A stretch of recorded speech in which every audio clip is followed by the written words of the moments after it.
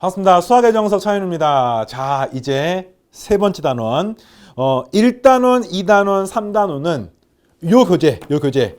행렬벡터 복소평면의 워밍업이라 생각하면 돼요. 그래서 강의도 굉장히 라이트하고, 물론 뭐 후반부 내용도 굉장히 막 깊게 막 이런 느낌은 아니지만, 일단 1, 2, 3단원 좀 색깔이 달라요. 결이 다릅니다. 그래서 오늘 3단원은 부등식의 영역이야. 부등식의 영역.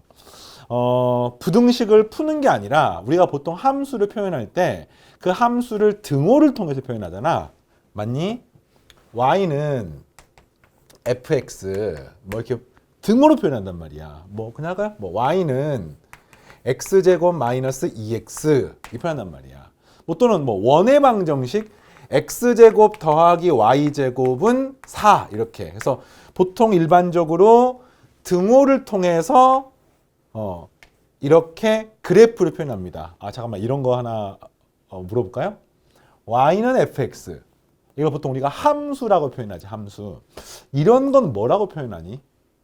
혹시 쌤이 정석 강의 들었던 학생들은 이미 했었는데 이걸 뭐 우리가 원함수라고 부르지 않습니다. 그치? 얘는 원의 방정식인 건 맞지만 이거는 도형의 방정식이라고 부르지 함수라고 부르지 않습니다. 왜냐면 함수는요, 정역상의 모든 원소와 공역상의 원소랑 하나씩만 대응될 때의 관계를 함수라고 부르기 때문에 원 같은 경우는 x 하나에 y 값이 두 개가 있는 경우가 있으니까 함수가 아닙니다. 그래서 이제 도형의 방정식이라고 불러요. 자, 다시 정리하면 이렇습니다. 어쨌든 이런 그래프나 이런 것들을, 도형을 우리가 좌표 평면상에서 표현을 할 때 등호로 표현한단 말이에요. 등호로. 그럼 이제 2단원은 이름이 뭐라고? 3단원 부등식의 영역이야. 도형의 또는 뭐 어떤 영역을 부등호를 통해서 표현을 하는 것이고, 이게 이제 예전 교육과정에 고등학교 1학년 과정에 있다가 현행 교육과정에서는 삭제가 됐습니다.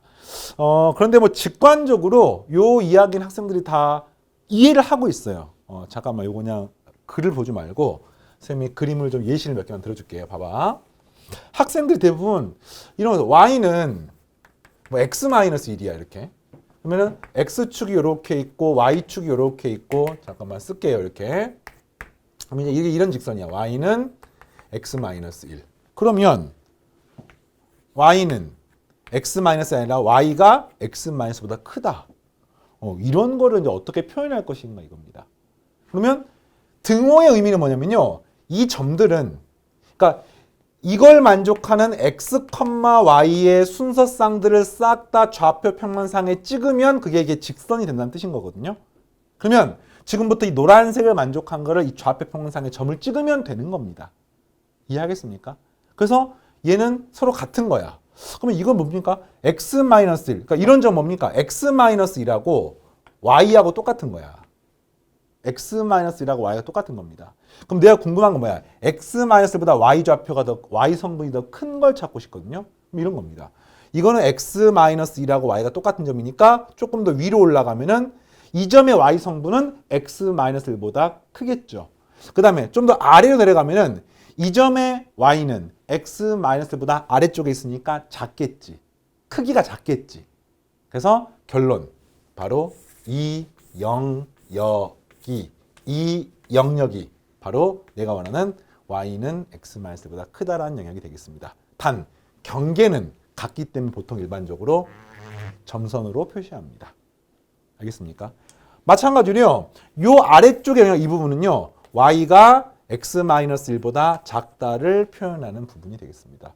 이거는 이제 직관적으로 충분히 이해가 될 것 같아. 지금 우리의 목적은 너무 현학적으로 막 깊게 들어가는 게 아니야. 직관적으로 이해가 되면 충분해. 그래서 이해가 됩니다. 자, 근데 이제 골치가 아픈 게 하나 있어.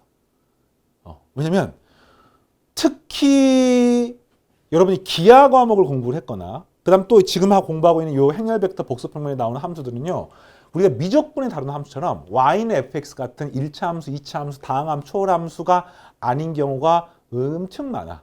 그러니까 y는 fx 형태를 표현할 수도 있지만 그렇지 않은 함수도 있습니다. 보통 이거 물어볼까요? 이런 식으로 이제 좌표 평면상에서 x, y를 함수를 표현하는 걸 우리가 y는 fx라고 부르거든요.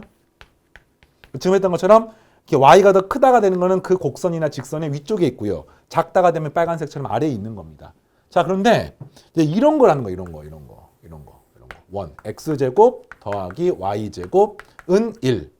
뭐 이런 식으로 x축, 이런 식으로 y축, 이런 뭐 곡선 또는 뭐 기하 과목 공부하다 보면은 뭐 타원, 그리고 뭐 쌍곡선 이런 것들이 다 이제 굉장히 뭐 함수라고 말하기에는 이상한 복잡한 뭐 도형이잖아, 그지? 이제 확실한 거 뭐냐면 이게 등호가 되는 거는요 이런 점들이야. 이 곡선상에 있는 점들. 그럼 난 지금부터 뭐 하고 싶냐면은 x제곱 더하기 y제곱이 1보다 작다를 구하고 싶은 거야. 그럼 이건 뭘까? 확실한 거는 등호인 거는 이 곡선상의 요 점들이니까. 작다? 그러면 x제곱 y제곱. 자, 질문 이렇습니다. 우리 앞에 했던 내용인데 y는 fx 같은 형태로 표현한 것이 함수.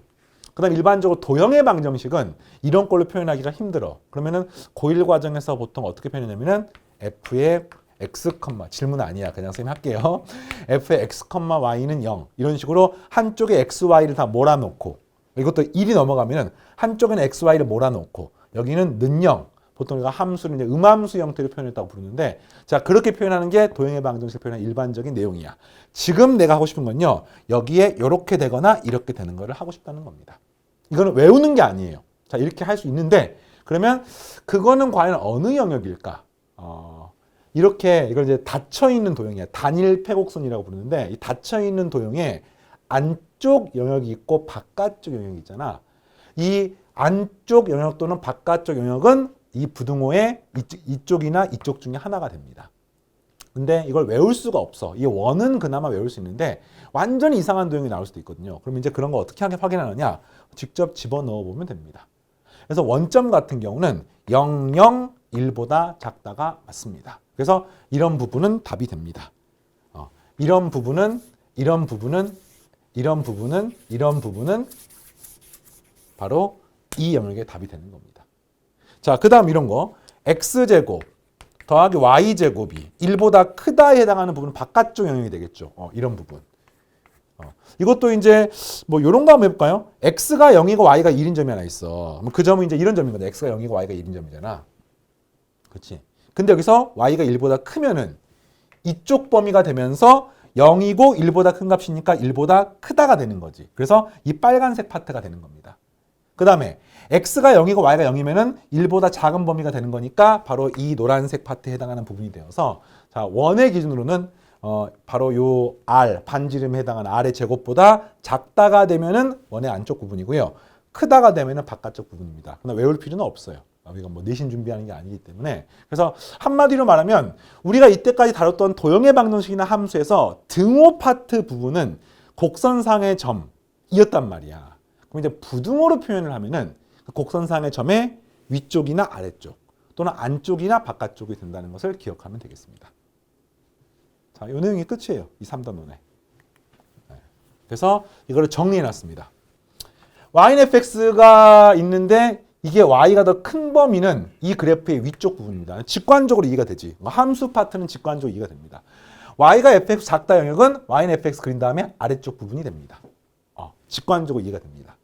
근데 이게 이런 식으로 도형의 방정식으로 표현한 그런 형태는 보통 우리가 등호인 거를 그린 다음에 점을 직접 대입해서 되는지 안 되는지 확인합니다.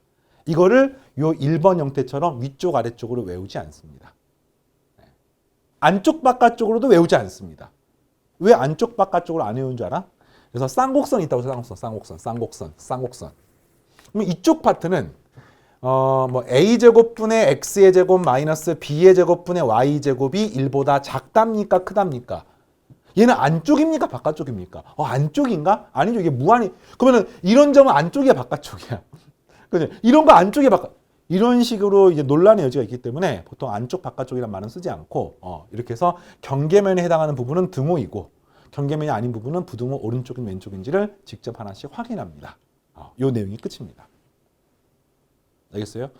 이제 정석 교재 문제가 쫙 있는데 요 문제는 쌤 개인적으로 가볍게 봐도 될 것 같고요. 그다음에 뒤에 이제 이런 이론이 있어요. 최대값, 최소값. 이게 예전에 수능이나 내신 시험에 단골 손님이었어요. 단골 손님. 근데 이제 지금 우리가 수능 준비를 하는 게 아니기 때문에 이걸 이런 관점에서 보면 좋을 것 같아. 부등식의 영역에서 최대값, 최소값을 구하는 방법. 그러니까 부등식의 영역이 주어져 있으면은 내가 어떤 값을 가질 수 있는 범위가 주어져 있어요. 뭐 예를 들자면은 내가 빵집 사장이야. 빵집 사장님인데 빵을 만들어서 팔고 싶은데 지금 밀가루가 있어. 밀가루가 뭐 10kg이 있고 그 다음에 뭐 설탕이 있어. 여러분 빵을 만들 때 설탕이 엄청 많이 들어가는 줄 알고 있니? 선생님이 예전에 바게트 알지? 바게트빵이 선생님은 맛있는 거 먹고 싶으면서 건강해지고 싶어서 바게트빵의 아무것도 잼도 안 발라 먹고 땅콩잼도 안 발라 먹고 누텔라도 안 발라 먹고 그냥 오직 바게트 빵만 먹으면서 나는 건강한 사람이야 이러면서 막 이렇게 스스로 이렇게 나는 너가 딸기잼 발라 먹는 동안에 나는 막 이러면서 이제 살았단 말이야. 그러다가 어느 날 유튜브 여행을 하다가 빵을 만드는 과정을 보게 됐는데 이 설탕이 뭐 저 거짓말 좀 보태가지고 밀가루보다 많이 들어가더라고. 그래서 야 내가 그러니까 물론 소금도 들어가지. 내가 먹는 식빵이나 그 바게트를 아무것도 안 발라도 맛있는 이유는 설탕, 소금이 어마무시하게 들어갔기 때문이다라는 걸 알고 나서 빵을 좀 줄였습니다. 자 어쨌든 설탕이 뭐 6kg 있다고 치겠습니다. 그래서 지금부터 내가 빵을 만들 거야. 근데 그 빵의 종류가 내가 좋아하는 아까 바게트빵. 바게트빵을 만드는데 밀가루가 1kg이 필요하고 설탕은 2kg이 필요하다고 가정을 할게요. 그 다음에 뭐 소보로빵을 만들고 싶은데 소보로빵은 밀가루가 하나당 하나 너무 심했네. 그냥 한 박스라고 칠게요. 설탕이 2kg이 밀가루가 2kg이 필요하고 그 다음에 설탕은 3kg이 필요하다. 그리고 나는 바게트빵 하나에 1,000원씩 팔고 소보로빵 하나에 2,000원씩 판다. 그랬을 때 내가 이윤을 최대로 만들려면은 바게트빵은 몇 개 만들고 소보루빵은 몇 개 만들어야 될까? 이런 현실적인 문제를 해결하는 과정에서 지금 말했던 부등식 영역이 사용이 됩니다. 뭐 어떻게 하느냐? 내가 바게트를 X개, 소보루를 Y개 만들고 싶어. X박스, Y박스. X박스. 네, 그러면 얘를 X박스 만들려면은 바게트는 총 밀가루가 Xkg이 필요하고 그 다음에 소보루는 Y박스만큼 만들었으니까 얘는 밀가루가 Y만큼 필요했는데 이거 두 개 더한 값은 언제나 10kg보다 작거나 같아야 됩니다. 마찬가지로 설탕 기준으로는 2X만큼 설탕이 필요하고 이걸로는 3Y만큼 설탕이 필요한데 얘는 언제나 6보다 작거나 같아야 됩니다. 그리고 내가 실제로 물건을 팔았을 때 얻어지는 이유는 얘가 하나당 1,000원, 얘가 하나당 2,000원이라고 치면은 그냥 이론이라고 이론. 네. 얘 10,000원. 얘 10,000원, 얘 20,000원이라고 치면은 얘는 1 곱하기 X1 더하기 2 곱하기 Y 10,000원. 1 곱하기 X 10,000원, 2 곱하기 Y 10,000원. 이게 내가 원하는 이윤이에요. 네. 물건을 팔았을 때 얻어지는. 얘가 최대가 되려면 어떻게 됩니까? 이런 문제를 해결하는 과정에서 부등식 영역이 사용이 됩니다. 어떻게? 기하학적으로 이 문제의 조건을 만족하는 상황을 뭐 넘기고 하면 이 값은 어디입니까? 마이너스 2분의 1x 플러스 5가 되는 거잖아. 그래서 얘가 이렇게 되면서 이렇게 5가 되고 이거 아래쪽이니까 이 영역이 내가 원하는 요식을 만족하는 밀가루 조건을 만족하는 영역이야. 그 다음에 이거는 또 넘기고 나면은 마이너스 3분의 2 그 다음에 플러스 2 하니까 잠깐만 마이너스 3분의 2 얘는 마이너스 2분의 1 잠깐만요. 넘기면은 마이너스 3분의 2x 플러스 2 그러면은 얘가 이 점을 지나고 뭐 이렇게 됩니다. 잠깐만 마이너스 3분의 1 미안해요. 네, 이 점을 지나고 기울기가 얘보다 가팔라야 돼. 그럼 얘가 뭐 이렇게 됩니까? 얘가 뭐 이렇게 됩니까? 네. 하여튼 그래서 이 그림을 그리고 이 안에서 이렇게 생긴 영역의 최대값, 최소값을 구하는 형태의 문항이 바로 이 부등식 영역의 최대값, 최소값을 구하는 방법입니다. 역시 문제풀이보다는 선생님 예시를 이제 그냥 막 들었는데 실제로 이렇게 어떤 상황을 해결하는 과정에서 바로 이런 수학 내용들이 사용이 되는 겁니다. 요즘에 21세기 정보화 시대에 뭐 흔히 말하는 뭐 AI라든지 그다음에 뭐 컴퓨터 프로그래밍이라든지 뭐 소프트웨어라든지 뭐 이런 것의 발전이 눈부시잖아. 근데 그것의 이면에는 수학이 있어요. 수학이.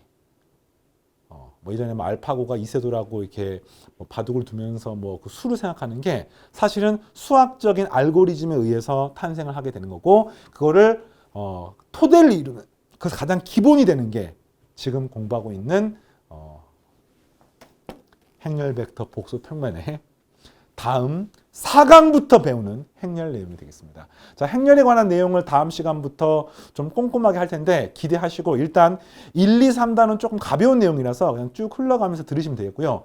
4단부터 이제 딱 각 잡고 쌤이랑 열심히 달려가겠습니다. 되겠습니까? 자, 쌤은 다음 시간에 만나겠습니다. 마치겠습니다.